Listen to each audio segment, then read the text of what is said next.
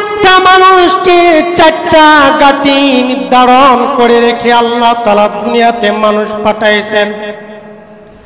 এই চার গাটি অতিক্রম করা ছাড়া কেউ জান্নাতে কেউ জাহান্নামে যাইতে পারবে না। যদি জান্নাতে যাইতে হয়, কেউ যদি জাহান্নামেও যাইতে হয়, এই চার গাটি অতিক্রম করে তারপরে জান্নাত জাহান্নামে যাইতে হবে। এই চার গাটি অতিক্রম ছাড়া জান্নাতে এবং জাহান্নামে যাওয়া যাবে না। মুসলমান বন্ধু, আল্লাহ রাব্বুল আলামিন এক নাম্বার গাটি হলো সন্তান কোথায় থাকে। সন্তান যখন 10 মাস 10 দিন কোথায় থাকে বলেন তো? মায়ের পেটে। আল্লাহ রাব্বুল আলামিন বলেন এক নাম্বার গাটি হলো মায়ের পেট। আল্লাহ রাব্বুল আলামিন বলেন এক নম্বর গাটি হলো মায়ের পেট। মায়ের পেট ছাড়া কোনো মানুষ দুনিয়াতে পদার্পণ করতে পারে না। কথা ঠিক কিনা?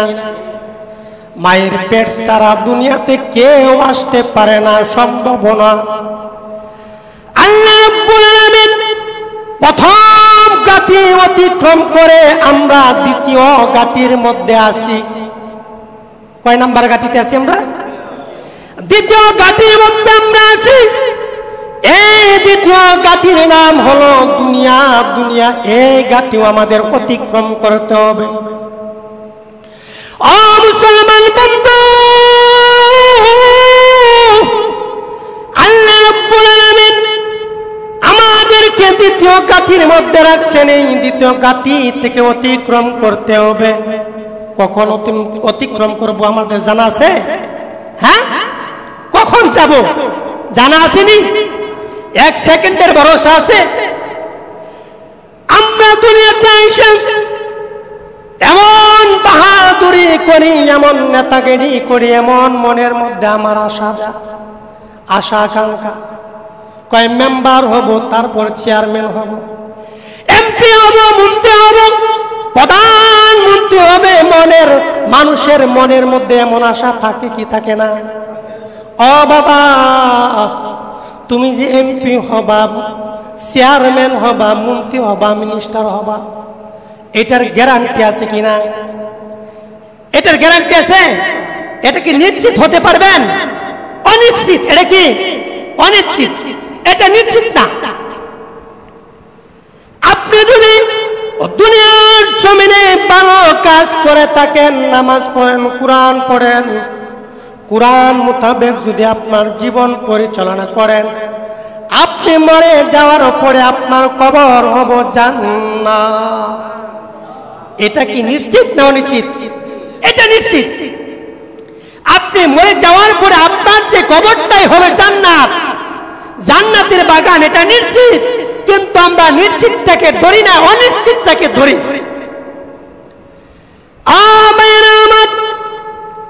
দ্বিতীয় নম্বর গাটি হলো দুনিয়া।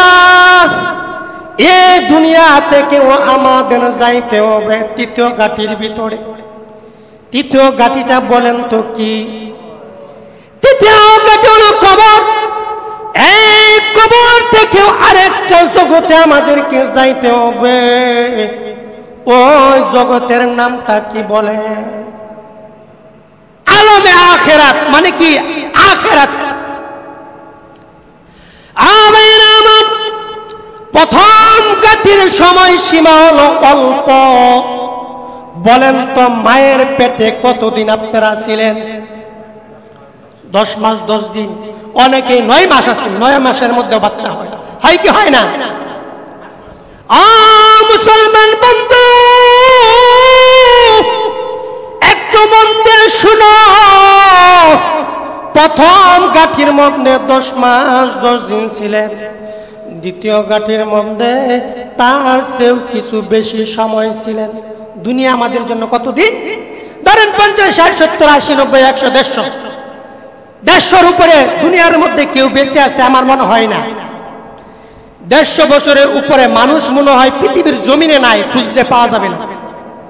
ধরেন 150 বছর। আর দুনিয়ার দ্বিতীয় ঘাটি থেকে তৃতীয় ঘাটি যখন যাব, কবরে যাব, কবরে কতদিন থাকতে হবে আমাদের জানা আছে? হাদিস শরীফের মধ্যে আছে,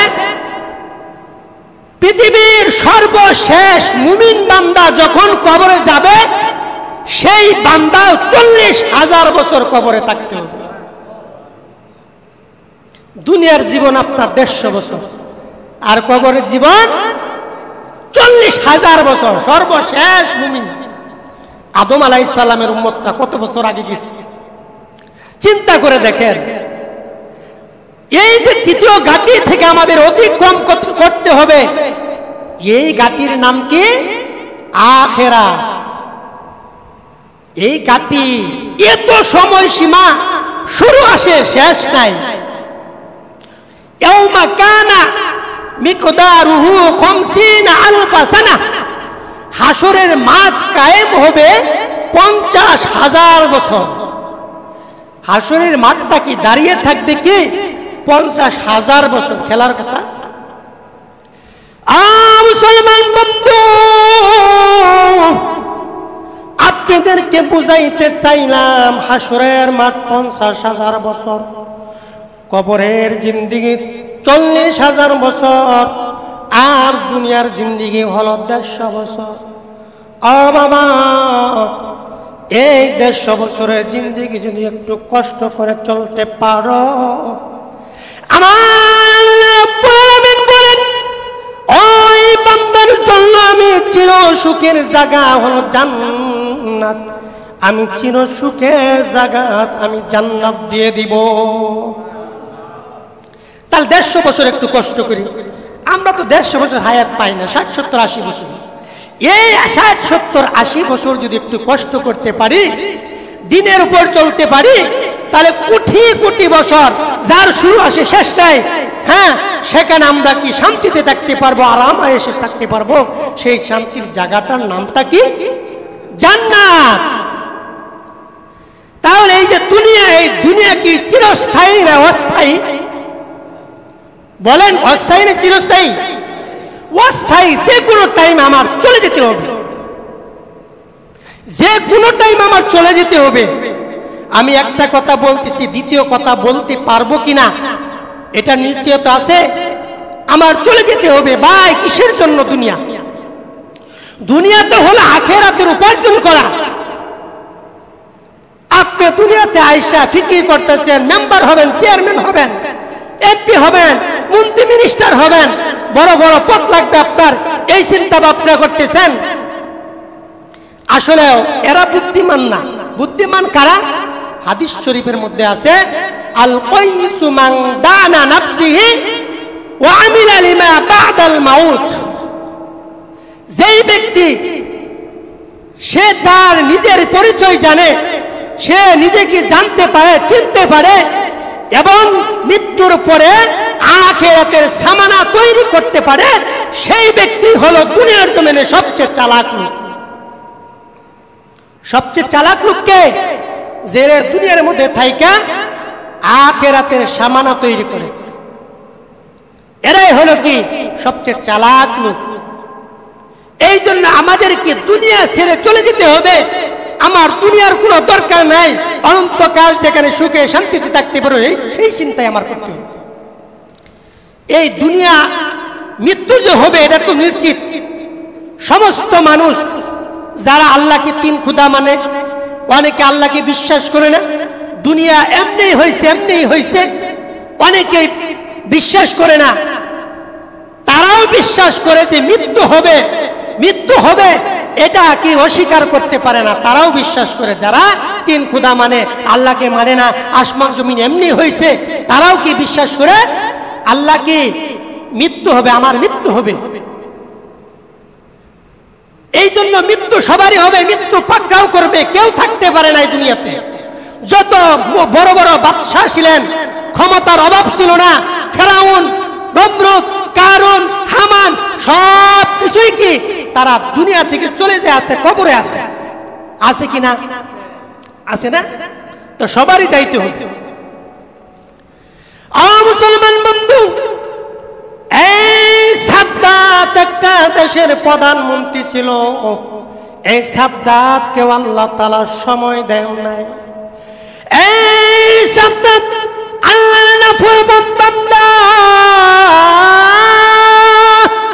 আল্লাহর সঙ্গে টক্কর দিছে, আল্লাহর সঙ্গে টক্কর দিছে, আল্লাহর জান্নাতে সে যাবে না। আল্লাহকে বলে, তোমার জান্নাতে আমি যাব না। আমি নিজে নিজে আমার জন্য আমি জান্নাত বানাইব দুনিয়াতে, আমি তোমার জান্নাতের মধ্যে যাব না। কার জান্নাতে যাবে না? আল্লাহর জান্নাতে যাব না। সে নিজে নিজে কি একটা জান্নাত বানাবো নিয়ত করে আসছে। তখন মন্ত্রী মিনিস্টারদেরকে নিয়ে বৈঠকে বসে, বসার পরে বলতেছে, আমি 48 বর্গ মাইলের মধ্যে 12,000 কামরা বিশিষ্ট একটা জান্নাত বানাইতে চাই। আচ্ছা ঠিক আছে, বানান, আপনার যা মনে চায়, যা ভালো মনে করেন বানান। সমস্ত দেশের মধ্যে যত বড় বড় ইঞ্জিনিয়ার ছিলেন, সমস্ত ইঞ্জিনিয়ারদেরকে ডাক দিলেন, ডাক দিয়ে বসলেন, বুট বসাইলেন, আর বললেন যে আমি 48 বর্গ মাইলের ভিতরে একটা জান্নাত বানাবো 12,000 কামরা বিশিষ্ট। কয় হাজার কামরা বিশিষ্ট? 12,000 কামরা বিশিষ্ট। সাদ্দাত বললেন, দেশের ভিতরে যত বড় বড় ইঞ্জিনিয়ার আছে সমস্ত ইঞ্জিনিয়ারদেরকে ডাক দাও।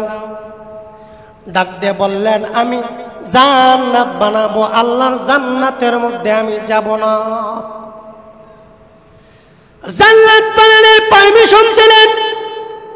সমস্ত ইঞ্জিনিয়ার সুন্দর করে 12,000 কামরা বিশিষ্ট জান্নাত বানাইলেন। বানানোর পরে ইঞ্জিনিয়ার ডাক দিয়ে বলেন, ও সাদ্দাত, আল্লাহ রাব্বুল আলামিনের জান্নাতের মধ্যে অনেক নহর থাকে, দুধের নহর, মধুর নহর, শরাবের নহর, তোমার জান্নাতের মধ্যে কি নহর থাকবে না? সাদ্দাত ডাক দিয়ে কই, আল্লাহ রাব্বুল আলামিনের জান্নাতের মধ্যে নহর থাকবে, আর আমার জান্নাতের মধ্যে নহর থাকবে না, এটা কোনোদিন অসম্ভব না। নহরের ব্যবস্থা করেন। নহরের ব্যবস্থা করা হলো। তখন বলল, যদি দুনিয়ার মধ্যে যত দুধ আছে দুধগুলা ডাইলা দেও না। দুধের নহর, মধুর নহর বানাইলো। দেখা গেল 2-3 দিনের মধ্যে দুধগুলা গন্ধ হয়ে গেছে, পয়সা নষ্ট হয়ে গেছে। তখন বলল, মেডিসিন দাও, মেডিসিন। মেডিসিন দেওয়ার পরে আর দুধ আর ঠিক থাকে না, গন্ধ বেরোচ্ছে। এটা কি জান্নাতি নহর পাইছেন? এটা দুনিয়ার নহর। এগুলাই স্বাভাবিক, পচবে, নষ্ট হবে। এটাই, এটা তো দুনিয়ার নহর। আল্লাহর সঙ্গে পাল্লা দিছে, সে কি নহর বানাবে? ইঞ্জিনিয়ার ডাকতে বলেন,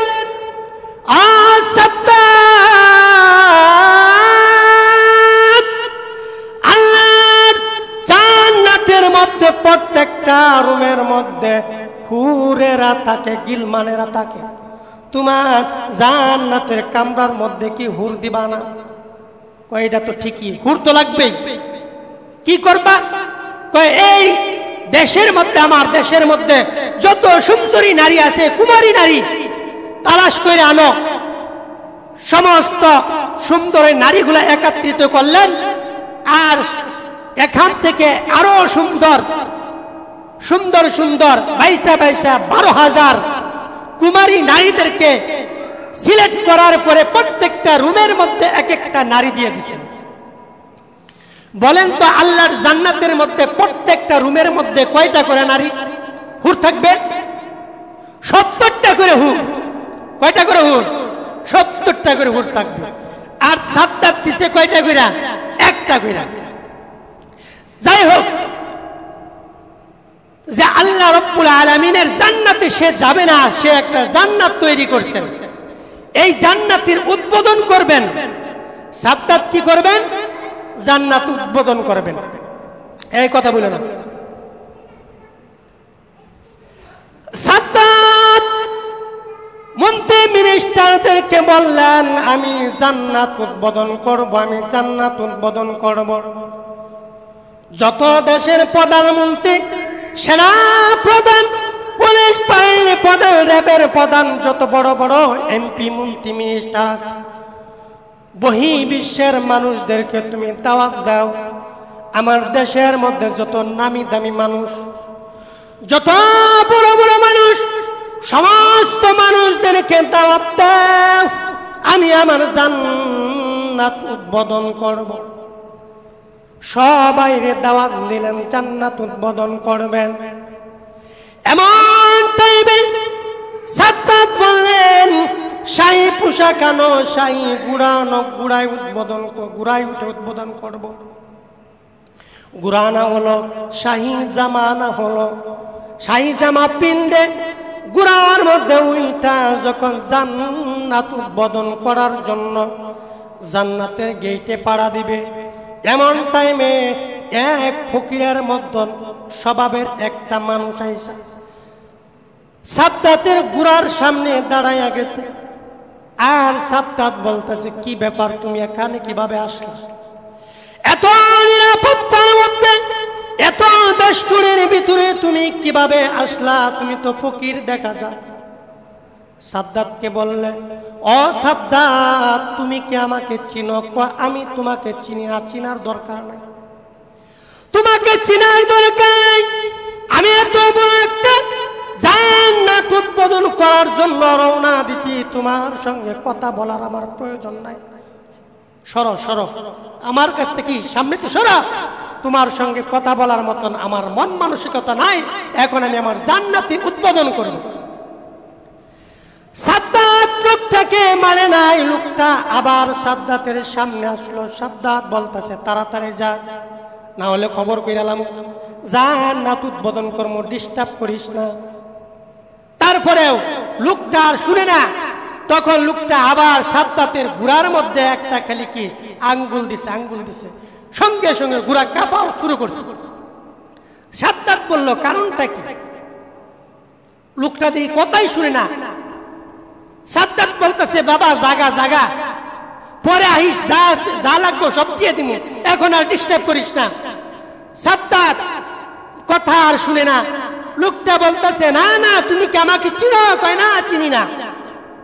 তখন সাদ্দাতে ওই লোকটা এমনি পাঞ্জাবি আসলে পরানোর মধ্যে পাঞ্জাবিটা বলটায়া খালি একটু হাত দিয়ে টুকা দিছে, সঙ্গে সঙ্গে সাদ্দাতের গুড়ার সামনে অতিক্রম করতে পারে না।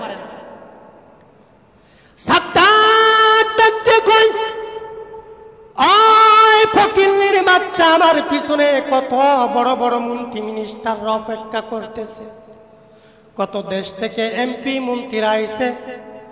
ওই ফকিরের বাচ্চা, তুই আমাকে সাইড দেখ, না হলে দেখ আমি অপমানিত হয়ে যাব। কত নামি দামি লোকের সামনে আমি অপমান হয়ে যাব, একটু সাইড দে, চলে যা চলে যা। তারপরেও চলে না, চলে না। সাদ্দাত কয়, কি ব্যাপার? ওই লোকটা বলে, আমাকে চিনসনি?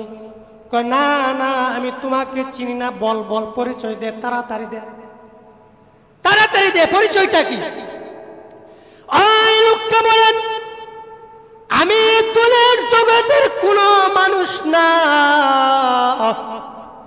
আমি দুনিয়ার জগতের কোন মানুষ না, আমি হইলাম মালাকুল মাউত আজরাইল আলাইহিস সালাম। আমি তোমার জান কবজ করার জন্য আইছি, আমি মালাকুল মাউত। এই কথা শোনার সঙ্গে সঙ্গে সাদ্দাত গুড়ার থেকে লাফ দিয়ে নাইমা আজরাইলের পাও ধরে ফেলছে।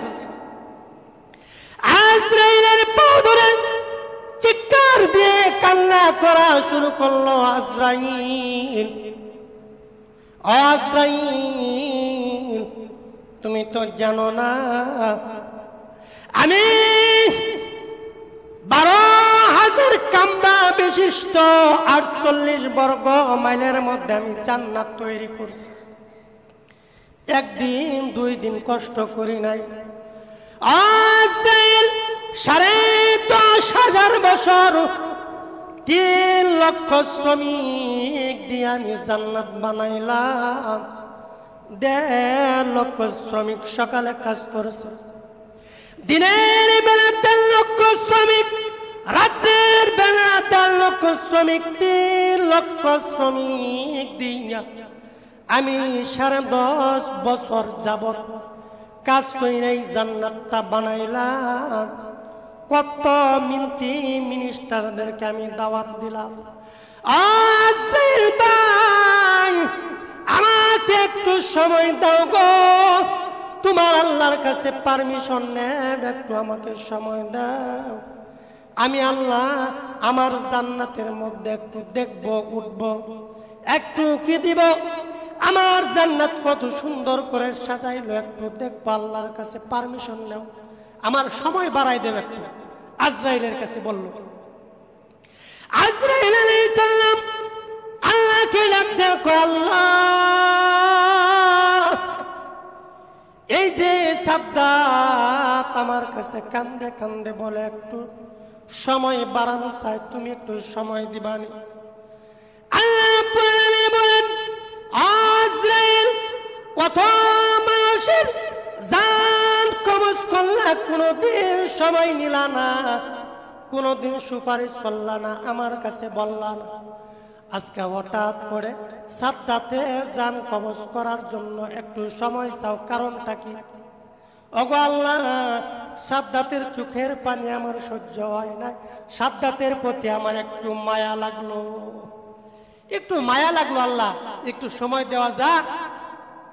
আল্লাহ বলে, ও আজরাইল, তুমি যে যতদিন এই আদম আলাইহিস সালাম থেকে শুরু করে আজ পর্যন্ত যত মানুষের জান কবজ করছো, তোমার কি আরো কোনো মানুষের জান কবজ করতে তোমার কষ্ট হচ্ছে, মায়া হয়েছে? তখন বলে, আল্লাহ আরেকটা মানুষের জান কবজ করতে আমার একটু মায়া হয়েছে, দয়া হয়েছে। আল্লাহ বলো, কোনটা, কোন মানুষটা? আজরাইল আলাইহিস সালাম আল্লাহকে ডাক দিয়ে বলেন, আল্লাহ ওই যে একদিন তুমি বলছো সমুদ্রের মধ্যে একটা বড় জাহাজ, ওই জাহাজটা বিশাল সমুদ্রের মধ্যে ডুবে গেছে,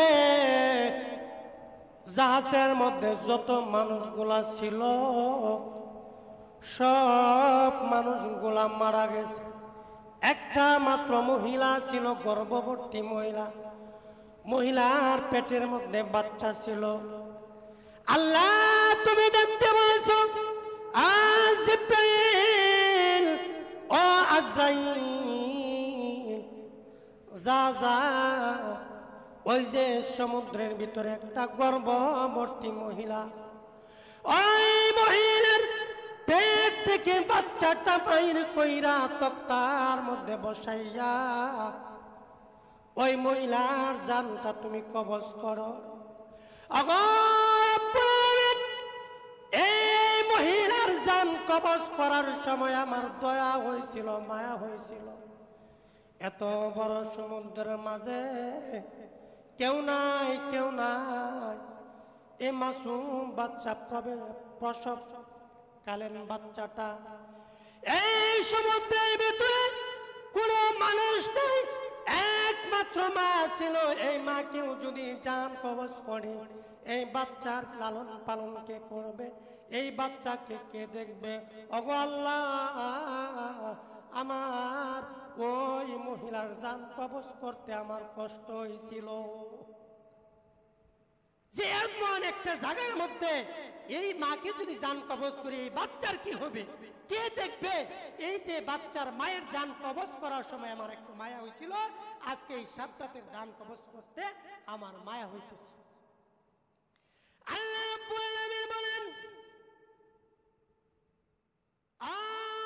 আজরাইল তুমি তো জানো না ওই যে শিশু বাচ্চাটা, ওই শিশু বাচ্চাটাকে তোমরা তো জানো না।